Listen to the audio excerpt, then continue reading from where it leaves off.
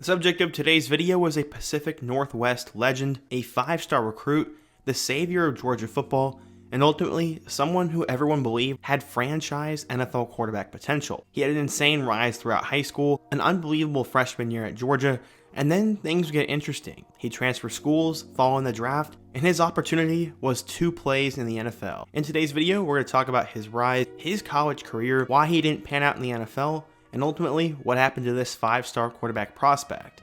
But before we can get started, nearly 80% of you guys are not subscribed to the channel, and we're on the road to 100K, so be sure to hit that subscribe button, leave a like if you want to support today's video, let me know what player or topic I should do next, and turn on post notifications so you never miss when I upload.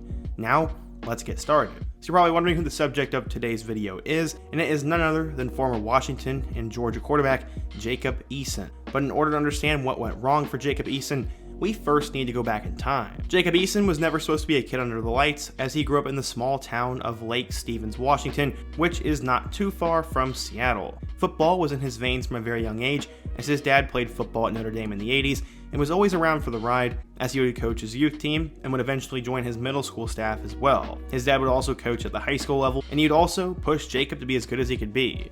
His dad wanted him to succeed pretty badly, as Jacob said, quote, "He always said that the greatest sin against God was talent that's gone wasted, and the gifts that you have, develop those to their fullest." Jacob said those things always rang in his head. Funny enough, Jacob would develop those talents, and he would make a quarterback friend as a kid by the name of Jake Luton. He played at both Oregon State and the Jacksonville Jaguars, and those two were flag football teammates, and Jacob Eason was his offensive lineman. Jacob's dad purposely had him playing as a football tackle because he wanted him to learn how to block and understand the offensive line. Jacob's arm talent was always obvious from a young age. Jacob could strike out every hitter on his brother's baseball team, and one coach said, quote, "He was a youth sports legend here in Lake Stevens." 4 years later, his high school participated in an annual 7-on-7 workout, which hosted about 40 different schools from the state of Washington. The high school coach was missing his starting quarterback, so they decided to take the 8th grader. He said, quote, "Okay, I guess we're going to take the 8th grade kid." That 8th grader was Eason, who'd eventually lead the team to a 2nd place finish at the event. Eason was big at that point, but he would continue to develop as a quarterback, and when he arrived at Lake Stevens High School, he had a ton of hype. They knew they had something special in him, but he would have an early road bump. 4 games into his freshman year, he would break his wrist, making his season over before it could ever take off. As his name continued to grow, he remained humble. In high school, Eason stayed pretty easygoing despite his growing fame. When Alabama coach Nick Saban visited the school's weight room, and when Jim Harbaugh attended one of his basketball games, Eason acted like it was just a normal day. This was not new to him, as he gained a ton of big-time offers, but Georgia would eventually steal his heart, and he'd commit to the Bulldogs over Alabama and Florida State. He loved the Dogs so much that on the way home one time, his hat flew out the window, and he was so angry that they would stop on the side of the road and grab his hat. At 17 years old, he was pegged to be the savior of the Georgia football program and was ranked as a 5-star recruit. As a senior, he'd throw 43 touchdown passes and would lead his team to a state semifinal appearance where they'd eventually lose to Skyline High School. This was by way of 2 Eason turnovers and was an extremely heartbreaking loss. Things would get even worse. Eason said, quote, "If you've ever had your whole world completely turned around on you in a 12-hour period, you'll understand." That next morning, Eason would wake up and his phone said that Mark Richt had been fired from Georgia, and now he'd have to start the recruiting process all over again. His family obviously knew that Jacob was going to be in a tough spot at this time, so they decided to take him out to the mountains and they cut down the family Christmas tree. After that, they got back to work. As the next few days progressed, Kirby would make Eason a top priority, but at the time, he didn't have a great argument. Jacob's dad said, quote, "Kirby hadn't had any sleep and was up in our living room, and he couldn't answer any of my questions, really. I asked who will be the offensive coordinator, and Smart didn't know. Who will be Eason's quarterback coach? No answer." This didn't necessarily eliminate Georgia from the mix, though. He later visited both Florida and Washington, and Mike Leach at Washington State also tried hard to land him as well, but by the end of it, he would reaffirm his commitment to Georgia. He said, quote, "I've gotten to know a lot of other commits there, and it just felt really comfortable going back there. I really liked all the new coaches there, and in the end, Georgia was the place for me." This 18-year-old kid was the talk of recruiting, but the ones around him always had good things to say. One said, quote, "He's such a rare talent. He came here as a gangly 6'1" freshman and has grown into a 6'6", 210-pound athlete with great understanding of the game. He has great character and is the type of kid who can make great decisions all the time." Eason was presented with the Gatorade 2015 National Player of the Year award honor at a surprise ceremony at his high school, and he got it from Seahawks player Bobby Wagner. The 6'6" senior threw for 3,585 yards and 43 touchdowns, with just 6 picks the entire senior season. He'd have a tremendous career at Lake Stevens as he threw for 9,813 yards, 102 touchdowns, and only 18 picks. As a kid, his dad would always have him throw the ball before the bus came in elementary school, and it looks like that paid off. One scout said, quote, "He's just extremely unique. He has really good mechanics and a cannon for an arm, but the thing about it is he gets it. He understands what he has to do to be a playmaker." He got hype from all around the country, and according to 24/7 Sports, Jacob Eason was a 5-star recruit, the number 2 quarterback, and the 5th best player in the class of 2015. He was arguably the most highly recruited Pacific Northwest quarterback ever, so how would he do with the weight of the world on his shoulders at Georgia? Jacob would skip his final semester of high school and enroll early at Georgia to battle it out with Bryce Ramsey for the starting job. There was pros and cons to both players starting, but eventually Kirby would roll the dice and choose to go with Ramsey instead of the highly touted freshman. This would cause some controversy, but when the two guys got on the field, the better man emerged victorious. Georgia would open up against number 22 North Carolina in the Chick-fil-A kickoff, and after Ramsey struggled, Eason was put in, and he went 8 of 12 for 131 yards and a touchdown. Combining his hype with Nick Chubb, they ended up winning 33-24 in a thrilling Week 1 game.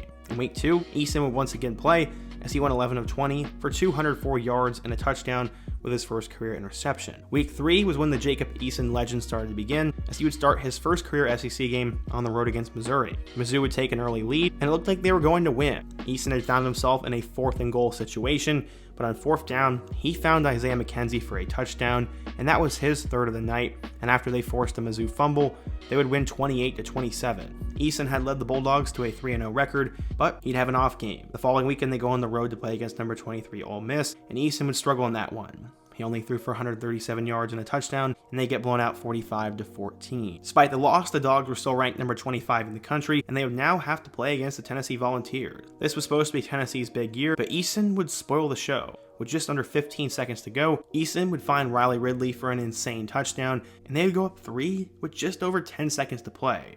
Eason had done it. He was going to lead Georgia to an insane win, and one of the greatest endings in Georgia football history, except Tennessee would get the last laugh. This was the same game where Josh Dobbs found Jawan Jennings with a Hail Mary, and Tennessee would snag victory out of the jaws of defeat, and Georgia would lose 34-31. The following week, Eason would throw a touchdown against South Carolina before he'd do the unthinkable. He lost to Vanderbilt. This was obviously a team effort, but after a late stop, Vanderbilt would win 17-16, and despite 346 yards, Georgia would lose. After that, Eason would play in his first game against Florida, where he barely threw for over 100 yards and a touchdown in a 24-10 loss. Right now, the team was 4-4, and both Georgia and Eason could be doing a little bit better. Luckily, he'd go on the road and beat Georgia 27-24, and then he'd come home and help them upset number 9 Auburn 13-7. After that, he'd throw 2 touchdowns in a win over Louisiana Lafayette before they would lose to Georgia Tech 28-27. Eason would have a career-high 2 interceptions in that game, and they lost by 1 to their arch rival, the Jacket. It was definitely a really weird first season. Georgia ended up going 7-5, and then they would beat TCU in the Liberty Bowl. Easton was all over the place. He had some miracle moments, including wins over Auburn, Missouri, and that late throw against Tennessee, but he also had some duds with those 2 picks against Georgia Tech, lost to Vanderbilt, and he didn't show up against Ole Miss. Eason was a mixed bag of tricks, but the potential was obviously there. He threw for 2,430 yards with 16 touchdowns and 8 interceptions. He obviously wasn't the most mobile quarterback in the world, but with proper development, Eason was going to be a star in 2017. Jacob Eason would become the starter for Georgia in 2017, and they were expected to make a run at the college football playoff. He'd play in their first game against Appalachian State, and in that game, he would go down with an injury. He'd end up spraining a ligament in his left knee, and despite not needing surgery, he would never play another snap for Georgia football. Kirby Smart had turned to highly touted recruit Jake Fromm, who was a 4-star player who flipped from Alabama. As a true freshman, Fromm led the offense to wins and was good enough to get them to a college football playoff appearance. They ended up going to the national title game, where they obviously lost to Bama by way of the Tua to Devontae Smith pass. This was extremely heartbreaking, and about midway through the season, Eason decided to make a career change. He said, quote, "I started to think about it a good way through the season, probably 8 to 9 weeks in. I wasn't playing, and that's the unique thing about being a quarterback, is no matter how many guys you have in the room, only one can play." With Justin Fields also coming in the class of 2018, he decided to enter the portal and went home. He said, quote, "Georgia was a great place for me, and it wasn't that it was the wrong place. I'm super glad I took the chance to go down there and the opportunity. I had a tremendous 2.5 years and met a lot of great people, a lot of great coaches, and really immersed myself in that culture. I'll never forget those things. I wouldn't take it back if I could. I had a great 2 years down there, and ultimately, I want to transfer home. It was pretty obvious where he was going to go. He decided to go back home to Washington. Washington was fresh off one of its best seasons in school history. Chris Peterson was doing a great job there, and Jake Browning was a superstar. Jake would only have 1 more year there, so while Eason had to sit out, he could learn behind him, get healthy, and then take over in 2019. That's exactly what he did. He beat out Jacob Eason for the starting job, and his top target became tight end Hunter Bryant and wide receiver Aaron Fuller. In his first game against Eastern Washington, he would throw for 4 touchdowns. In week 2, he'd have a tough moment as they lose by 1 against Cal, and he didn't have a touchdown, but he did have a costly interception. He bounced back against Hawaii in week 3 with 3 touchdowns, and then he'd throw 3 more in a road win over BYU. Washington was now 3-1, and they would have a date with number 21 USC. In one of the bigger games of his Washington tenure, Eason didn't impress. He threw for 180 yards and didn't have a touchdown or a pick, but they still upset the Trojans 28-14. The following weekend against Stanford, he'd throw an interception and a 10-point loss, and then would throw 2 touchdowns and a win over Arizona. At this point, the Huskies were 5-2, and he'd have a big matchup with Justin Herbert, another big-time quarterback prospect from the Pac-12. In that game, he looked great. He threw for nearly 300 yards with 3 touchdowns and not an interception. Unfortunately, it wasn't enough for Washington though, as it ended up losing by 4 points. The following weekend against Utah, he threw for a career-high 4 scores, but 2 interceptions proved to be costly as they lost that game by 5. In his 2 biggest games of the season, Eason played well but couldn't find a way to win. After that, he'd throw 2 picks in a close win over Oregon State, wasn't very impressive in a loss to Colorado, and then would combine for 2 touchdowns and a win in the Apple Cup over Washington State. The Huskies ended up going 7-5 in 2019, and they would qualify to play in the Las Vegas Bowl. In that game against number 19 Boise State, Eason would throw for 200 yards with 1 touchdown. They would win 38-7, and that was the final snap of his collegiate career. He'd throw for a total of 3,132 yards with 23 touchdowns and 8 picks. He had 10 touchdowns and 2 picks through his first 4 games, but in the 11 games after, he only had 13 touchdowns and 6 interceptions. Despite falling off towards the end of the year, Eason was always going to be an NFL player, and with him being eligible for the draft, he decided to leave. Everyone loved his arm strength, his physical measurements, and his it factor,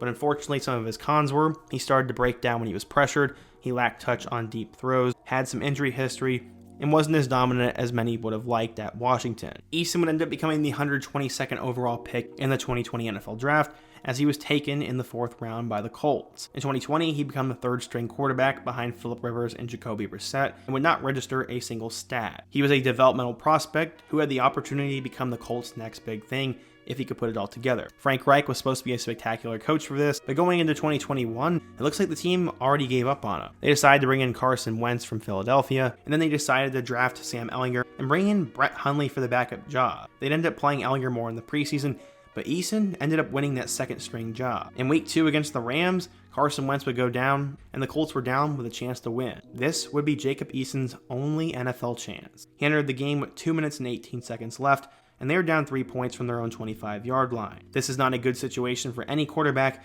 let alone a rookie making his debut. Unfortunately, he'd overthrow tight end Jack Doyle, and the Rams would pick it off on his 2nd career pass attempt, and just like that, his career was over. Wentz would come back, and then on October 19th, Eason was waived by the Colts. The Colts claimed that they were going to develop him and give him a chance, but it seems like they never had any faith in him to begin with. They signed a washed-up Brett Hundley, grabbed Ehlinger late in the draft, and then put him in a situation where very few players can succeed. Despite being cut, the Seattle Seahawks decided to claim him off of waivers, and although he was technically in their quarterback battle at Drew Lock and Geno Smith, he was ultimately waived this past offseason on August 30th. The next day he was picked up by the Carolina Panthers, where he is currently on their practice squad. This is an unfortunate fall from grace from him, and I wish he would have gotten an NFL chance. Ultimately, Jacob Eason had the size, stats, and confidence to be a great quarterback, but I definitely think he lost some of his touch during those 2 years he sat out at Georgia and needed more time to develop at Washington. He was put at a tough spot in Indianapolis and has made it farther than 99.9% of quarterbacks will ever make, but unfortunately, how small your window is to make it in the NFL. In my opinion, I really wouldn't consider Eason a bust, as he made a lot of great plays, was good every time he threw the ball, and personally, he's one of my favorite players of all time, and there are some great memories from him. But what do you guys think? In your opinion, is Jacob Eason a bust? Was it right for Georgia to move on from him, and why did he ultimately not make it? Be sure to let me know down below. Let me know another 5-star or big-time player I could take a look at next. Leave a like if you want to support the video, subscribe if you're new, and check out all my other videos on the end screen. I hope to see you guys again soon, but until next time, peace.